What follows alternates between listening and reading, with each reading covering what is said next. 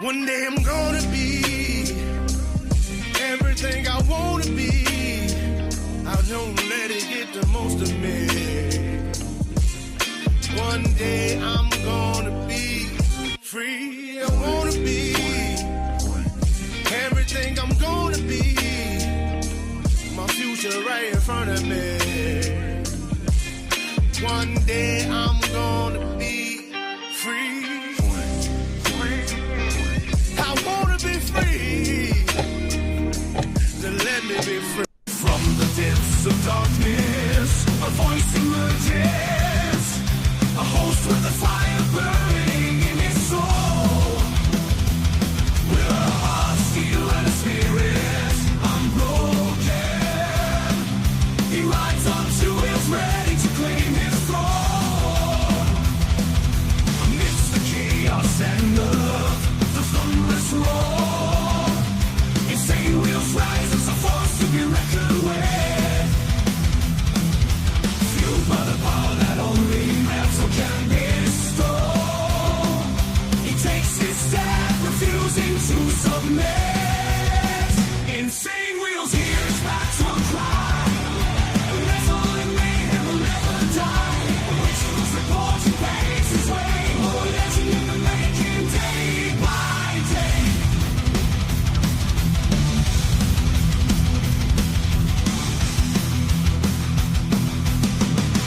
It is non-stop on this side of the fucking internet. Ladies and gentlemen, oh, well, it is non-stop fucking around with that camera bullshit. But hey, good morning to everybody. Good afternoon, good evening, wherever the hell you guys are from. Much love, honor, respect, everybody. My cat has gotten hair all over my fucking hat. Look at that. Look at that. All right. So, ladies and gentlemen, we got a fantastic show. We got a lot of breaking news this morning. Some stuff that we're probably not going to be enjoying so much, but we're going to get into it. So first, we got Trump meets NATO secretary, as well as Rubio attends the G7 summit, as well as Russia-Ukraine latest as well. We have some breaking news on all of these things. But before we get into the craziness and the world's madness, make sure you guys hit that like button. It's the #1 metric of all of YouTube. Helps out the show immensely, and it's free to do so, by the way. If you guys are brand new to the show, hit that subscribe button because it's also free, man.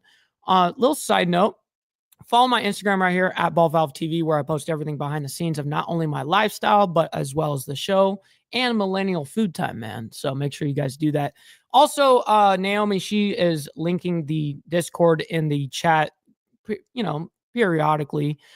So join in on that if you guys haven't joined in on the Discord, as well as please consider becoming a member, starting only at $2.99 a month, man. We made sure it's not going to be breaking no bank or anything out here, but listen, if it will break the bank, don't do it. But this is how we are able to do exactly what we're doing here, and it's honestly the #1 payment source, blah, blah, blah, because they break it down from that to super chats and stuff like that. But membership, that is the #1 way to support this. This is exactly why we don't have to worry about getting views and all that shit, because of your guys' support. And last but not least, of course, if you guys would like to help out monetarily, every super chat, super sticker, gifted membership signups are of course going to be displayed on the show and shouted out. But if you guys would like to help out monetarily and skip that brutal YouTube 30% cut, we've got these platforms scrolling for the remainder of the show. Of course, I'll shout you and your message out from those platforms, man. But good to see everyone up in here. We got Vengeful Truther as well as Brother Slim. Always appreciate you guys up in here. We got Wes as well as S&S. That kind of rhymed. I like that. We got Gary as well as Brother Steve Easy. We got Hardwire. We got all the homies up in here, man. We got Naomi as well as Brother Shadow. Good to see my man up in here, man. And yes, we got WG War Gorilla up in here saying, what's good, Brother Mike BZ, and all my delinquent blessings. I like that shit, by the way. Good morning to you, kind sir. Hopefully everyone's doing fantastic. We got Cowboy up in here as well, man. I see that he's in here somewhere, but I see Naomi saying hi. We got Miss Lotus as well over there in Florida, as well as Carney's Ride over there in New Mexico, man. Good to see you, kind sir, as well. Appreciate everyone for helping out the show, man. And just being here alone, that's help enough. I promise you. First time you had pussy hair on you cut? Absolutely fucking not. It's not the cap. Come on, homie. Don't be thinking that this is some like newbie. Emotional damage. I figured that you may have a little emotional damage, but hey, you let it out today. I feel you. I feel you. But yeah, good to see everyone, man. Always appreciate you guys. I'm trying to catch up with everyone real quick. We've got Frederick as well as Screw Plan. Thank you guys for hanging out with us this morning, man. We got Jesse as well. Good morning, kind sir. Good to see you back in here and hanging out with the Insane Wheels family. Yeah, that's right. Yeah. Woman. Exactly. Anyways, ladies and gentlemen, thank you all for hanging out with us, hitting that like button. And Morto, I see you up here as well. Good to see you. Good to see you, my man. All right, let's go ahead and get into the world's madness. We got a lot of breaking news to go ahead and cover. Let's go ahead and get into this shit.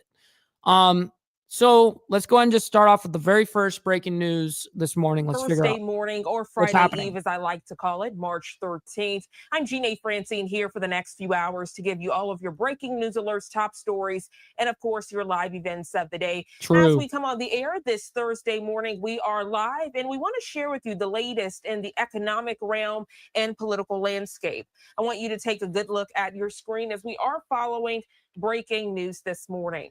Okay, so the AP, which is the Associated Press, Asian shares declined despite rebound on Wall Street. Now, guys, stick around for all of this because we got a lot of breaking news today. We're going to kind of allow these stories to play out, but they're not too long each. Associated Press reports Asian shares were mostly Brother lower Joseph, on Thursday. Good morning, sir. Despite a rebound on Wall Street, fueled by an encouraging update on U.S. consumer prices. U.S. futures fell and oil prices were little changed. Chinese markets slipped as investors watched for the next steps in President Donald Trump's trade war.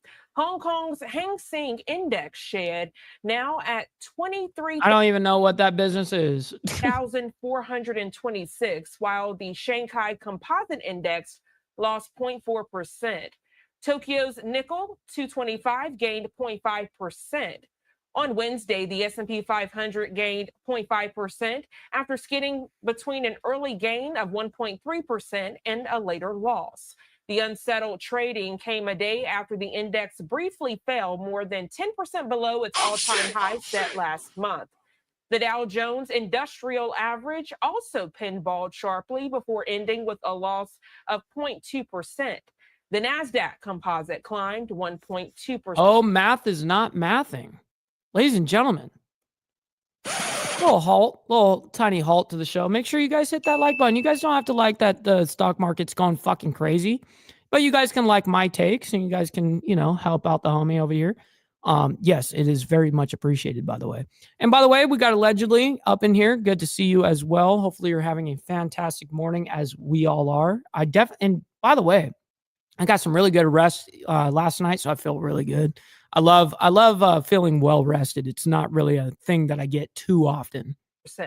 The inflation report showing overall prices rose less for U.S. consumers last month than economists expected. Companies in the AI industry led gains, bouncing back after AI stocks got crushed recently by worries their prices had gone to stratospheric. So a lot to follow in that realm. So make sure you are staying tuned to Live Now from Fox. In other headlines this morning, we're also following the very latest as new inflation numbers out Wednesday are giving the Trump administration something to celebrate. This despite the rough week on Wall Street and the ongoing trade war fueling fears of a possible recession.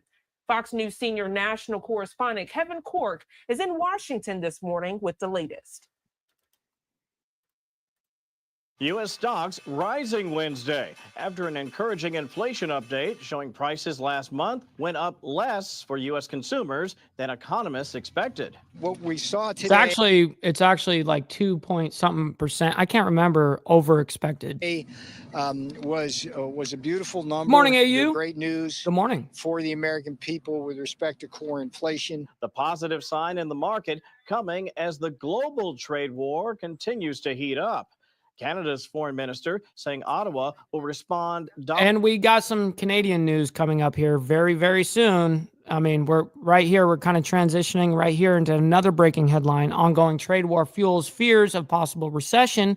And then we're going to talk about there has been some new tariffs that have been not put into place yet, but are being threatened right now. We're going to talk about that as well. And it's not all to do with Canada. Dollar for dollar with reciprocal tariffs on imports from the U.S. as of midnight Wednesday. What's Our up, David? government Good morning. will use all the tools at its disposal to support businesses and workers during these difficult times. What's up, Carol? Good to see you. And obviously, I think this dude right now is speaking French. And so this is why you have somebody translating this. Despite the contentious back and forth, Ontario Premier Doug Ford will be in Washington Thursday for talks with the U.S. Commerce Secretary. What's up, Tats? Ford says over there in the UK. Good to see you always. A quote olive branch to put a pause on the trade war. As well as Bob. Tuesday, Ford announced he was temporarily suspending plans to impose a 25% surcharge on electricity sold to the U.S. following the president's threats to double tariffs on Canada's steel and aluminum. We had a problem with Ontario, and they dropped that when I let them know what we were going to be doing. They dropped it immediately. The president pushing back against critics, labeling the Trump administration's on-again, off-again tariffs as a case of inconsistency.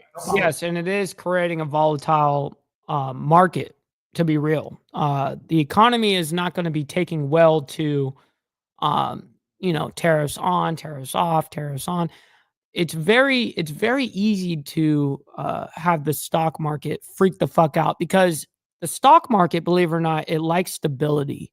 It does not like craziness like what is happening right now. Of course, is it going to calm down? Yes. But of course, the economy is absolutely going to feel it. And I believe there was something like $3 trillion that was wiped from the stock market, or some crazy, which I understand. And I do blame absolutely the whole tariffs on and off volatile situation that created a volatile situation in the economy. But of course, is it going to be picked back up? Yes, of course it's going to get picked back up. We'll always have flexibility, but there will be very little flexibility. Wild card, good to see you. April 2nd is going to be a very big day for the United States of America. As it stands, President Trump's reciprocal tariffs are expected to go into effect next month. In Washington, I'm Kevin Cool. Shit. What's up, homie? I see you, Charles, and I wake up and walk up before you, cuh. Shit. Oh, shit. What's up, Charles, over there in Down Under in Australia, man? Good morning. Fox News. Fox News. All right, Kevin, thank you so much for that detailed report. Mount High, my Turning to man. other headlines this Thursday morning, we are following Canada's new prime minister, who has set stipulations for a meeting with President Donald Trump. Okay, hear this headline real quick. And Steve Posey up in here. Good morning, kind sir. Canada's incoming prime minister, quote, "I'll meet Trump if Canadian sovereignty is respected." Interesting. As the countries remain locked in a trade war. Prime Minister Mark Carney says he will only meet with President Trump if the president agrees to respect Canada. You know, I actually don't know the exact, I saw it in the news, Morto. I did see that there was the ship collision. And yes, it is very possible that that shit is accidental. It happens actually more often than people even know. It does happen. And it's kind of crazy because we think, well, you're out there in the ocean, dude. Like, how can you not see? You know what I mean? Like, there's no other traffic. How do you guys fucking do? It happens all the time, dude. So I don't know what happened specifically in that case. I have no idea. I didn't research it or anything, but from anecdotal experience, from the industry I come from, it happens all the time, and it's lame. It's usually, well, not usually. It's always boils down to negligence. Someone either, left it to some fucking AB or something like that, which maybe he wasn't qualified to actually run the show there for a second while the fucking captain went down to go take a shit. You never know. You have shit like that happen all the fucking time, and it always boils down to negligence. Is sovereignty.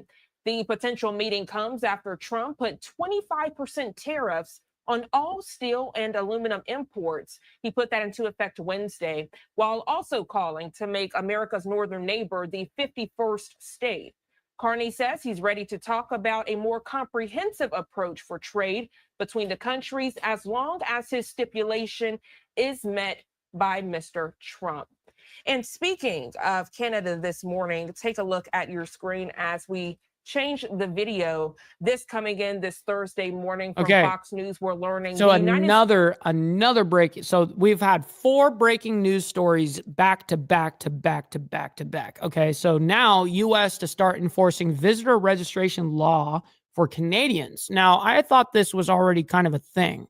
So I'm not really sure what they mean by this, but we're going to go ahead and figure it out together. States will require Canadians visiting for more than 30 days to register with authorities and have their fingerprints taken. This according to... Well, it should be that way for a passport anyways. I mean, I know that back in the day, for instance, you can go down to Tijuana without a passport and stuff like that, but I don't think that you can even do that anymore. I think you actually need to have some sort of passport now. So I don't see why that's even an issue, to be real. A new interim final rule from the Department of Homeland Security. The new requirement, which takes effect on April 11th, applies to all foreign nationals who cross the U.S.-Canada land border and are at least 14 years old who stay in the U.S. for 30 days or more. The rule was submitted to the Federal Register Wednesday amid an escalating trade war between the U.S. and its northern neighbor. Canada, meanwhile, announcing $21 billion in new U.S. tariffs Wednesday. Now, to provide further perspective, the change will impact some Canadians who were previously exempt from this requirement, including many Canadian snowbirds, retirees. Yo, real quick, just got to give a little shout out to my homie right here. We got Fester up in the building. Shout out to my man saying good morning, BV. And the rest of y'all, smash that like button and stay blessed as usual. I'll be listening in while getting the kids ready for school. Kick today in the dick. Absolutely, kind sir. Good to see my man up in here. Always appreciate you for hanging out with us. To spend winter months in the U.S. who now have to register with the government or face potential fines. The interim final rule confirms that children under the age of 14 whose parents or guardians must register them will not be fingerprinted. Biometrics will also be waived for Canadians. Yeah, that shit sucks, man. Especially if you're moving any type of petroleum, whether it be jet fuel, or RMK 500, RMG 380, RME 180, all of these things, MGO, marine gas oil, all of these things, man.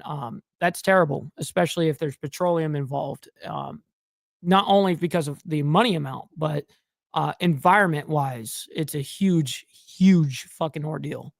Canadian business and tourist visitors who enter by land, but they also must register if they remain in the country for 30 Mr. Boulay as well. Another legend coming in and hanging out with us, by the way. We got Alabama's finest up in here saying good morning, fellas, and working to lurking. There's nothing wrong with that. And got a roto-rooter I can borrow. My sinuses are killing me. That sucks, bro. That does suck. But that's hilarious. But hopefully you're doing, you feel better, man. That totally does suck. Days or more. DHS recognized that the, quote, affected population impacted by this rule are those who are currently unregistered and who would use the general registration form designated under this rule. They will also go on to say that DHS estimates the affected population to be between 2.2 million and 3.2 million. So a lot to dissect for this story. DHS and U.S. citizens. Darren C4 up in here. Good morning, kind and sir. Immigration Services back in February, they did acknowledge their intention to follow President Donald Trump's Inauguration Day executive order requiring all immigrants to register with the U.S. government. So this is a developing story. Make sure you are staying tuned right here on Live Now from Fox. All right. So I'm Jeanne Francine. yeah, you're probably going to go to a commercial break. 6:05 here on the East Coast. Let's go to our first. Nope. We're skipping that. All right, blood moon, total lunar eclipse to take place on Pi Day. That's interesting. So we'll just skip that. Today marks 12 years since Pope Francis' election. Interesting. We're going to keep going. UN discussion on alleged Israeli violence in Gaza. as the UN continues to sit there and just pretend like they're doing fucking something over there, because they're not. They're not doing shit. They're actually not doing jack all. Anyways, here is another breaking news. I told you we have a lot of breaking news to get through today. Trump administration opens investigation into migrant shelters in New York. So let's go ahead and get the story on that real quick. Welcome back to Live Now from Fox. Following some breaking news, which takes us out to the Big Apple, we're learning this morning at least 3 hotels serving as shelters in New York City have now received federal subpoenas. The feds are now requesting information on any migrants housed at those locations. Fox 5 New York's Haley Fixler joining us live this morning to break down what we know. Don't worry. So I have some emotes that were made for the channel already, and then Naomi is actually going to be creating the rest of the emote structure for all the members. So we've got a lot of stuff in the works, man. It's all happening. Oh, Haley, good morning. What up, Moto? Hey, good morning. Yeah, they're looking at information like names, birth dates, and nationalities. The DOJ is citing an alleged violation of federal immigration law. Now, sources tell us the subpoenas went to the hotels like the Roosevelt Hotel directly instead of first going through city officials. Now, reports also indicate the hotels that received these documents include the Roosevelt Hotel, Row NYC, and Hotel Chandler. However, Hotel Chandler is not a migrant shelter. It is a homeless shelter. But we're also learning that it is possible the feds were trying to subpoena the Kindler building in Times Square, which is a migrant shelter with a similar name. Now, it is also important to note Mayor Eric Adams recently announced that the Roosevelt Hotel would be shutting down soon. And while the exact reason behind the subpoenas has not been publicly revealed, it reportedly requests testimony and evidence, including funding details in connection to alleged breaches of federal immigration law. Now, this all comes on the very same day Border Star Tom Homan was in Albany meeting with Republican lawmakers. They are pushing for 2 bills to crack down. What's up, Trigger? Good morning to you. On immigration in the state. Homan bashed Governor Kathy Hochul's lack of cooperation. He said that ICE and his team will do whatever they can, with or without the help of local and state leaders and law enforcement officers. Brother Papa Penguin, my man, good to see you. You got in here before we're talking on Russia-Ukraine. Perfect. We're going to do our job despite this administration. We're going to go arrest public safety threats. We're going to go arrest national security threats. We'll double the man force here if we have to. Because rather than one officer arresting a bad guy in the jail, one officer arresting one bad guy, now I got to send the whole team because of officer safety concerns, community safety concerns to go look for this guy. Very inefficient. What did he say? Now, Homan also spoke about Mayor Eric Adams. He said the two of them have been talking since November about how to help with immigration enforcement. And he said that the focus is on public safety. He also shared the two of them will meet in the next few days and said there should be more to announce soon. And as for the subpoenas here in the city, we are working to get some more information. Meanwhile, the mayor's office says that they... Nope, you have the keys. It shows that you have managing mod. Cannot comment on any federal investigation. Live in Midtown, back to you. All right, Haley Fixler there with Fox 5 New York. Thank you so much for that update, Haley. Have a great and safe rest of your day. And we'll continue to follow the very latest right here on Live Now from Fox as it relates to migrant concerns in the Big Apple. Here at 6:49 on the East Coast, giving you another live look, a beautiful sunrise shot happening right now there overlooking the Big Apple. You can see the sun starting to peak over the horizon, making for a beautiful orangey skyline. Let's go ahead and take our final 2-minute commercial break. Nope. We are going to move right past that and go right into Russia, Ukraine, into our 5th. I believe this is our 5th breaking news story this morning. It's a lot of action this morning, ladies and gentlemen.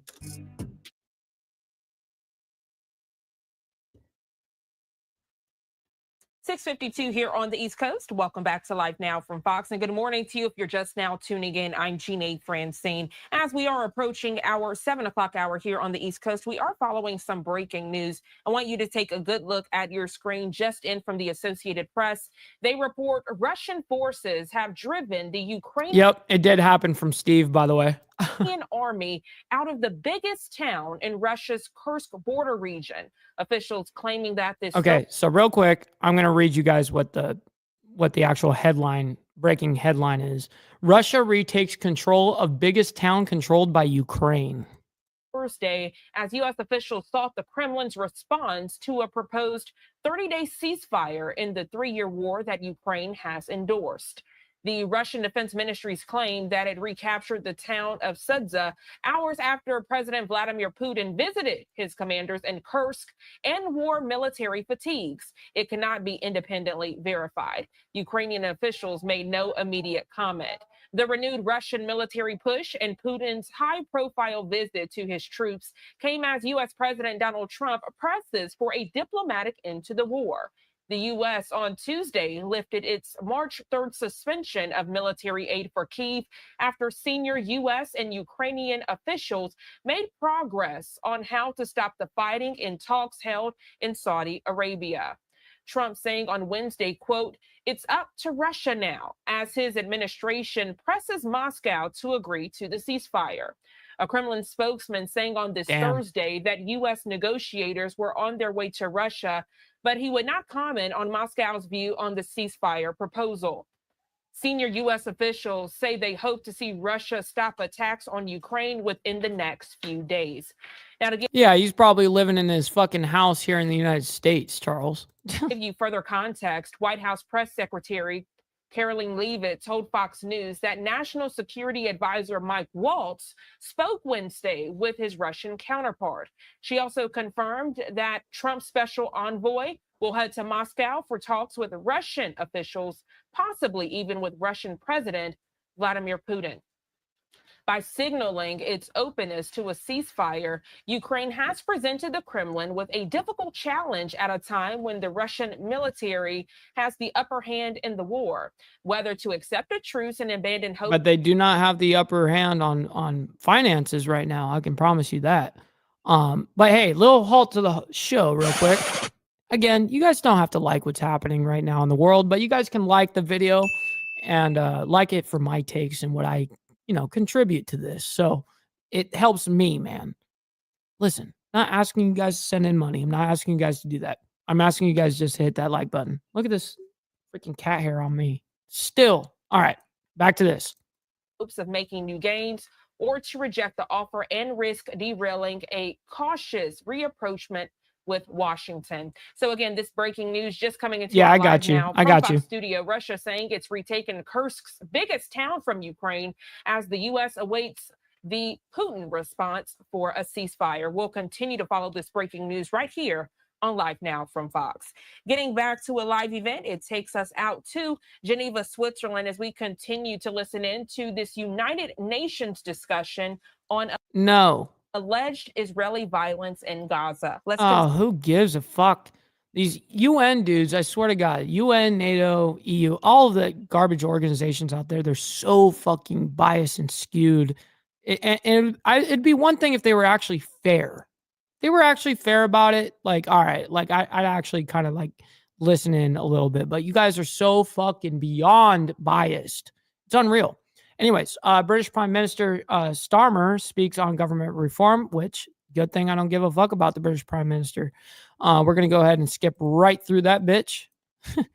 We're going to find out what else is happening. UN Narcotic Drugs Commission discusses international, what did it say? International control of illegal substances. Okay, cool. They're just coming out here saying we're going to need money. Today, President Trump meets with the GOP leaders, which is, I didn't put that in the title today, but that is something that is happening. Canadian foreign minister responds to tariffs. Okay, now we're going to go ahead and see what Melanie has to say, or however you say her name. I'm going to be honest, I don't know. But we're going to go ahead and see. Now, we mentioned that we are awaiting the arrival of Secretary of State Marco Rubio over in Canada. What's up? And as you can see, hey, by the way, we got Jake up in here. Good to see my man up in here. Much love, honor, respect to you, kind sir. Hopefully you're doing fantastic this morning. There in Canada, they're shaking hands. Now, it appears that this is just going to be a quick photo op, but they are going to have a meeting behind closed doors. So I expect that reporters are going to shift gears here and move out of the room. Not expecting to hear comments right now, but later on today, it is likely there will be either a news conference or what's known as a press gaggle, where reporters kind of gather together and ask Rubio questions. Yeah, as you can see, reporters are being shifted out of the room. We'll bring you that news conference coming up a little bit later. As I mentioned, Secretary Rubio meeting with his counterparts in the G7 this week, and he could be walking into what's kind of an unfriendly territory. Wild card, especially with those meetings with like the UN and shit. Oh yeah, they're just all jerking each other off. It's fucking terrible. I can't stand listening to their garbage. After President Trump's steel and aluminum tariffs kicked in, Hell Rubio yeah, Bob. arrived there in Quebec. Get it, son. He'll take part in 2 days of talks with top diplomats from Britain, Canada, France, Germany, Italy, and Japan, all of which have expressed disagreement with Trump's tariffs. Now, we did hear from Canadian Foreign Minister Melanie Joly, who you saw there in that image shaking hands with Rubio moments ago. The official host there is meeting one-on-one with each diplomat, and she said, quote, "In every single meeting, I will..." She got herself a purty mouth. Raise the issue of tariffs to coordinate a response with the Europeans and to put pressure on the Americans. Hey, what that mouth do though, cuh? He added, quote, "The only constant in this unjustifiable trade war seems to be President Trump's talk of annexing our country through economic coercion. He called our border a fictional line and repeated his disrespectful 51st state rhetoric." Secretary Rubio downplaying President Trump's 51st state comments, saying that he was only expressing what he thought would be a good idea. Rubio commented the G7 grouping, quote, "is not a meeting about how we're going to take over Canada," noting a big topic, no question here, would be the Russia-Ukraine war. We're keeping an eye on... Man, you Canadians up there, the government anyways, the government hates the total talk about the 51st state. Yeah, because they would be threatened with their positions, you know, of course, right? All of the feeds coming in out of Canada, and as they pop up, we will bring that them is to true you here live, raw, and unfiltered. For now, I do want to head to a quick 2-minute commercial No. break here at 8:11 on the... We're not doing that. We're not breaking for nothing, cuh. All right, new details in murder of InfoWars reporter. What?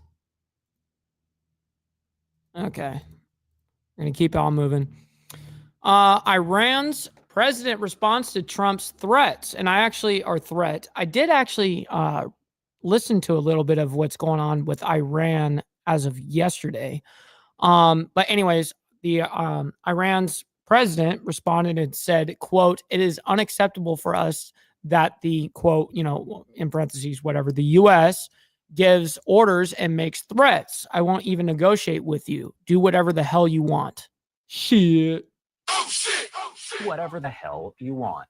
Do want to bring in a guest to break down What's up, all Jack? of the latest Good to see you, developments man. here out of the Middle East. We have Josh Haston, Middle East correspondent with the Jewish News Syndicate. Thank you so much for taking the time to be here with us today. Thanks so much, Josh. All right, so first off, I have to ask you about those comments from Iran's president. What do you make of those overall, as he says we are not going to negotiate with the U.S. as they are issuing these threats? Yeah, Jake, that shit is a little wild, huh? I think Iran is really playing with fire. The president of the United States gave Iran an out, willing to negotiate, sending a letter to Tehran.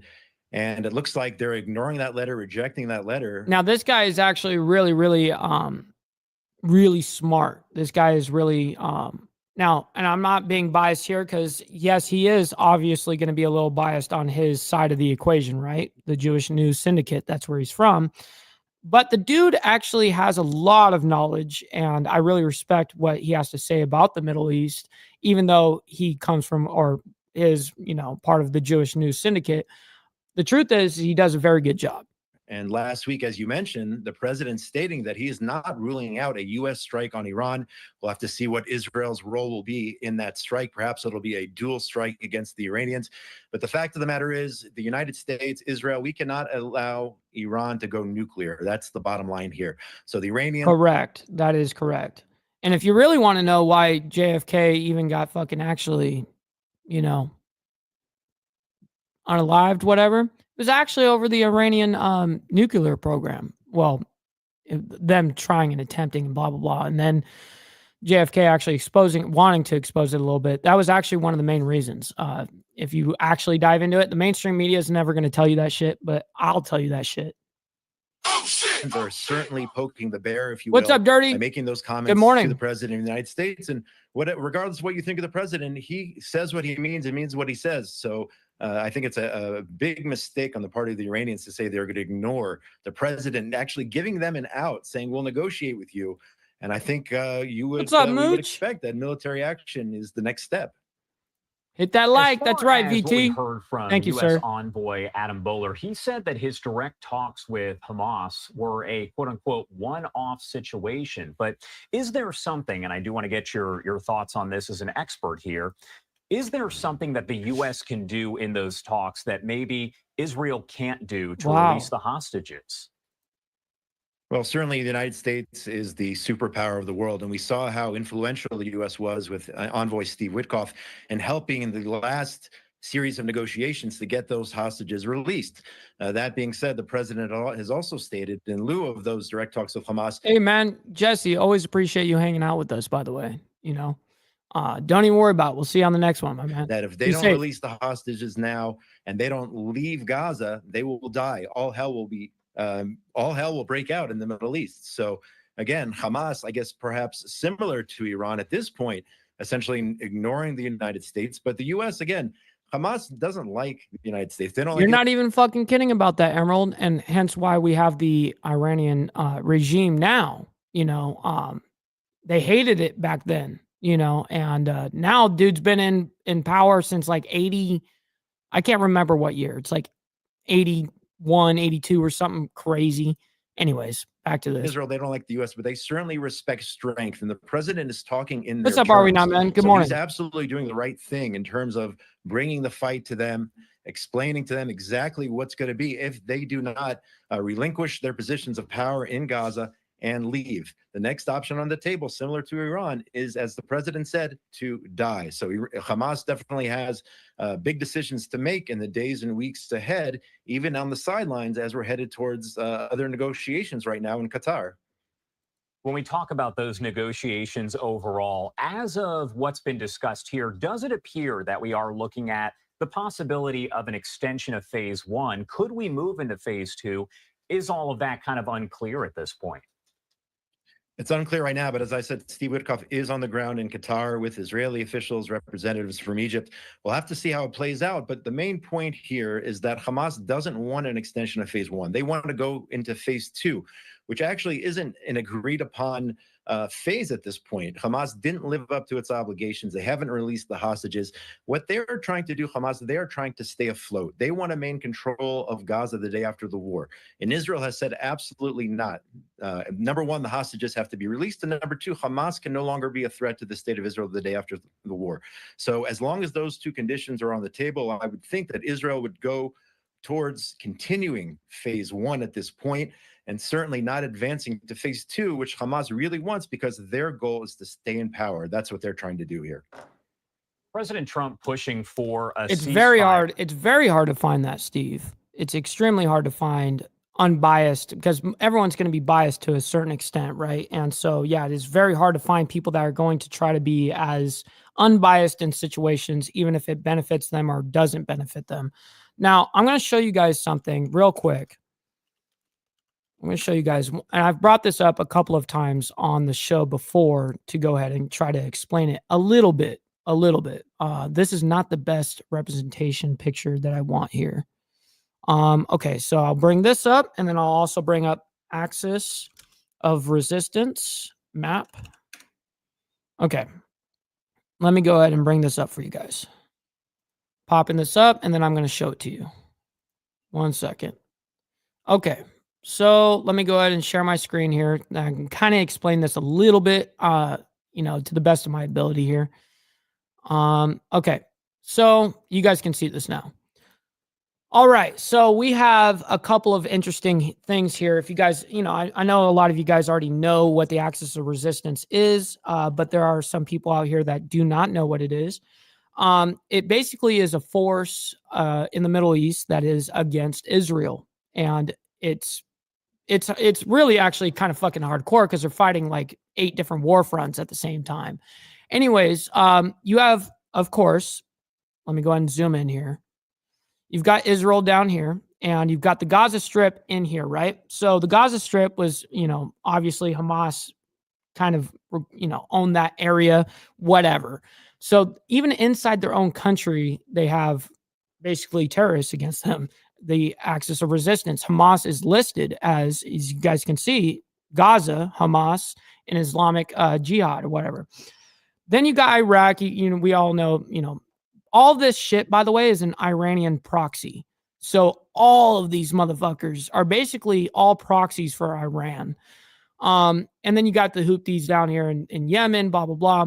Now, the interesting part about this and what happened October 7th is the way that the war actually happened. As you guys know, the Gaza Strip is down here in the south part of Israel. And then you have Lebanon, who was the Hezbollah side of the Iranian regime, essentially, Iranian proxy war. You have Hezbollah up in Lebanon. And the whole reason why Hezbollah even got involved the way they did recently, as of the last year or whatever, is because down south where Hamas is, Hezbollah was using their resources to actually separate the IDF, the Israeli Defense Forces, by the way. So they were trying to weaken the Israeli Defense Forces, because if you have all your shit going down in the Gaza Strip, right, all the IDF can go there, and they're focusing on that. Well, up in Lebanon, right above Israel, right above Israel is Lebanon, where Hezbollah is. And so what they were doing is they were launching missiles and rockets and all that shit on the north side and bombing the north side of basically Israel to split the IDF in half. Okay. So half of the IDF had to focus up here and half the IDF had to focus down here. It was a total tactic plan, and it actually kind of worked a little bit. But it's kind of crazy how all this kind of works out. I kind of wanted to break that down for you guys, because I know not everyone here knows exactly, Middle East it's very easy to get lost in translation. You know what I mean? So anyways, back to this. Sorry. Ukraine and Russia. Is there any hit that like button, everybody? Israel, and I don't know if concern would be the right word, but that maybe there will be a call from President Trump for a ceasefire there immediately between Israel and Hamas. Is that a That's concern true. That's for, true, Steve. Israeli leadership? I wouldn't say it's a major concern, and I think the evidence is the way you saw the differences between the meetings Prime Minister Netanyahu had in Washington, and how warmly he was received and how well those talks went, as opposed to when the Ukrainian leader Zelensky was in the office, he essentially was thrown out of the White House. So again, I don't think there's any comparison between the situation in Russia and vis-a-vis the Ukraine and Israel and Hamas. I think, as our ambassador Yechiel Leiter said just the other day, our ambassador to the United States, he said Israel and the United States are step by step. There is no daylight between the two sides. So I think we're both on the same page when it comes to what has to happen, namely that Hamas must go and the hostages must come home. David Mencer, the Israeli government spokesperson, has said that later on this morning he's going to hold a news conference. He does those. And funny enough, how both Egypt and Jordanians, right? Both of them are supposed to be allies, or not even allies, kind of allies. We pay them off to be allies for Israel. Essentially, that's what we do. They're supposed to play nice and supposed to play neutral. But yeah, definitely interesting regarding the Palestinians, right? Times a week. And he's going to discuss the situation with the talks between Israel and Lebanon over the border. Can you kind of explain what that situation is for folks that haven't been fully following it? Absolutely. So on paper, Lebanon is moderating. The new leadership in Lebanon is moderating. And the real question, though, is Hezbollah. What's going to happen with Hezbollah? They're still Now we're fucking talking, by the way. 46 likes and 43 watching. Now we're fucking winning. W chat. W chat on you guys, man. You guys, I really appreciate the support, man. Thank you. In the border area there. One of the requirements of the ceasefire is Hezbollah has to leave the border area, no longer pose a threat to the state of Israel. So it is possible that Israel and that new government in Lebanon could negotiate terms in terms of establishing a border. The border has been violated by Hezbollah many, many times. So that's in the cards, but it remains to be seen if, in fact, Lebanon is moderating, and how will they control Hezbollah? Hezbollah, they're members of Hezbollah. And sadly, I've always said this, Emerald, that you're not going to see super peace over there. And the truth is, unless Israel basically all the way around changes their ideology and their religion. And until that happens, which is not going to happen, it's going to be exactly what it's been. It's not, you're not going to see peace in the Middle East. It's not a conducive environment for Western ideologies and Catholicism or being actual Jewish or Catholic or Christianity, like any of those things. Western values are totally frowned upon. And because we help Israel so much, it's obviously, they look at us and say, fuck America. You hear them say, death to America all the fucking time. And it's because of that. Which are part of the Lebanese army. Will Lebanon take a strong stand against Hezbollah? And I think which video, Steve?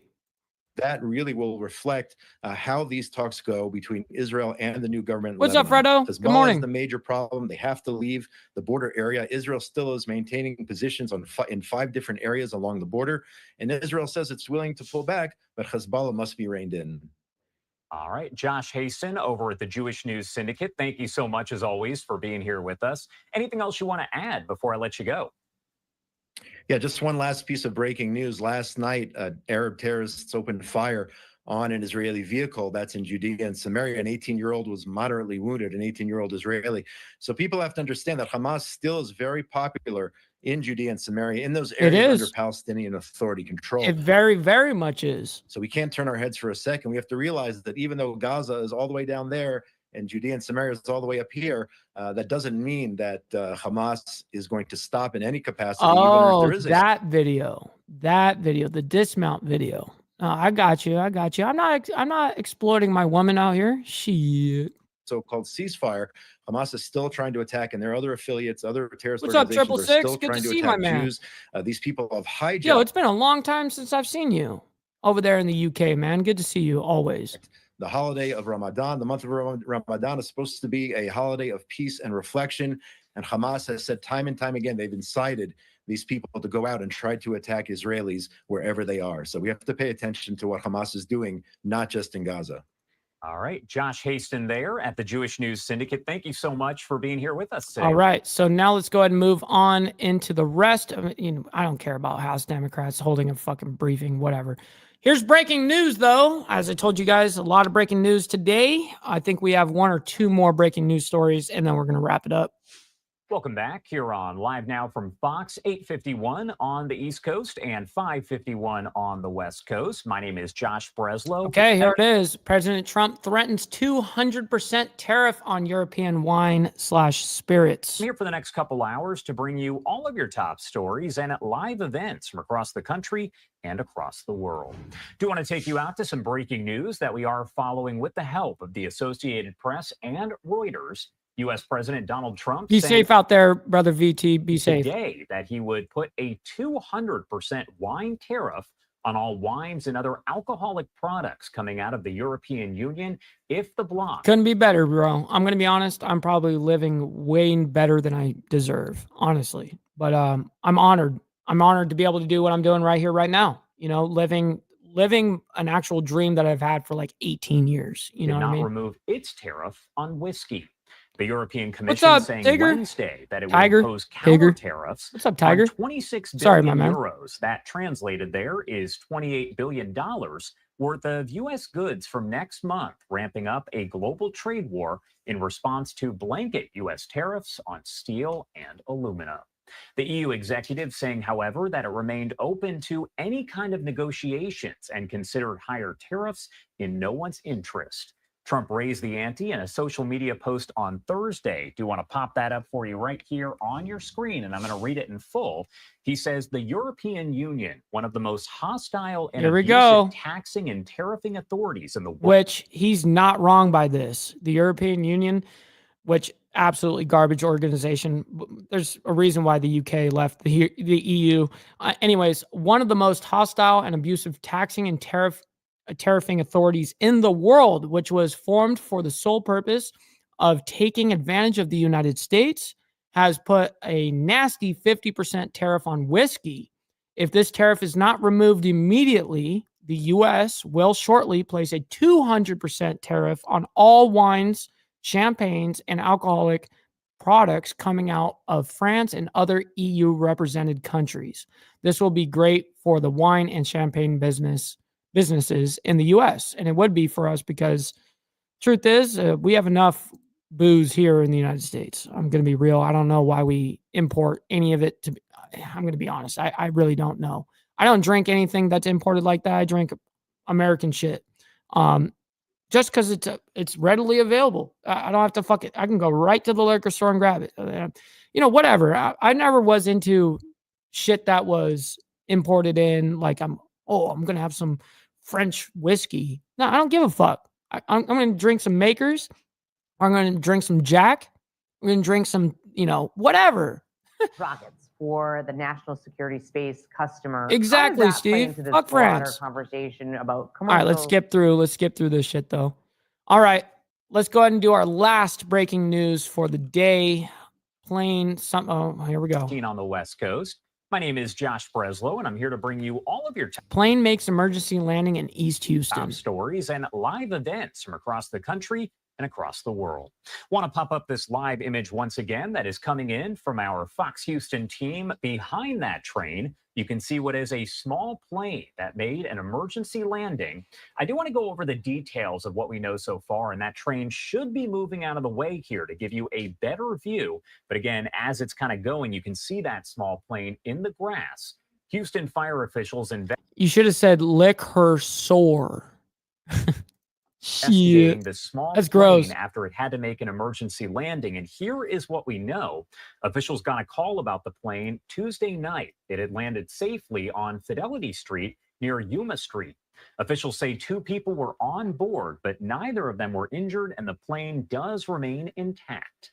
The plane allegedly suffered some kind of engine failure before conducting the emergency landing. And Fox 26 Houston is working to confirm if the plane was traveling to or from Hobby Airport. The Federal Aviation Administration saying this, that quote. I don't know why they're showing this train. Oh, I guess the train got in the way of the plane in the background, right? A Cessna 182 landed in a residential area north of William P. Hobby Airport in Houston around 7:50 p.m. local time Wednesday. I believe the initial comment said Tuesday, but this was actually Wednesday night. 2 people were on board. And then they stopped the fucking train. Yo, that's fucked for the camera guy. The FAA will investigate. As of now, no other information has been released, but we are going to keep you covered here as we get. That's what I was thinking at first, Charles, but the plane is right behind the fucking train.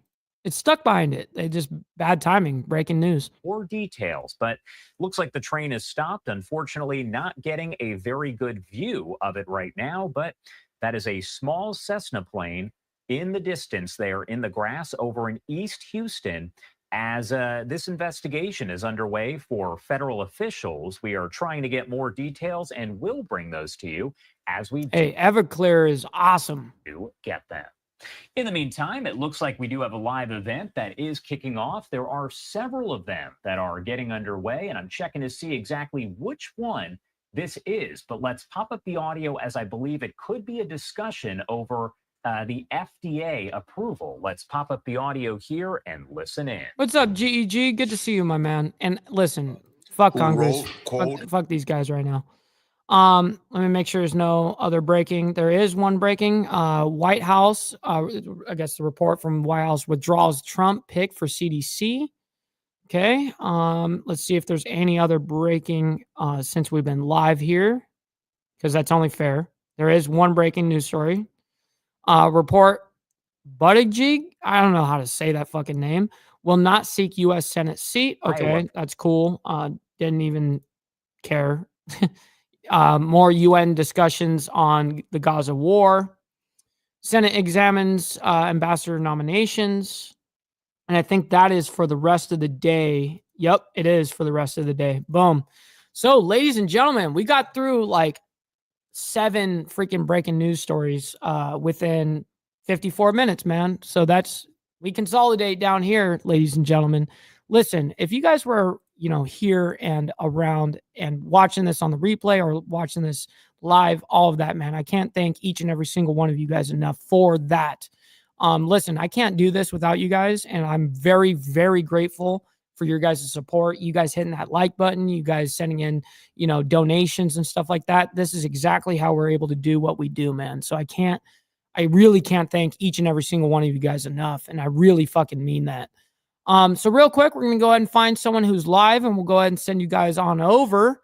Actually, we got Kat that's live right now. We never really get to raid her because she's always like live during the evenings. But she runs a different kind of show. She doesn't like sit there and like correspond back and forth with the chat. But anyways, go in there, go show her some love. She's a cool cat, whatever. Go show her a little bit of love, hit the like button over there. And listen, ladies and gentlemen, I can't thank you enough. Until tomorrow morning for more of the world's madness, stay blessed, and we'll see you guys tomorrow. Much love. From the depths of darkness, a voice emerges, a host with a fire burning in his soul. With a heart steel and a spirit unbroken, he rides on to his ready to claim his throne. Amidst the chaos and the thunderous roar, insane wheels rise as a force to be reckoned with. Fueled by the power that only metal can bestow, he takes his stand, refusing to submit. Insane wheels hear his baton cry.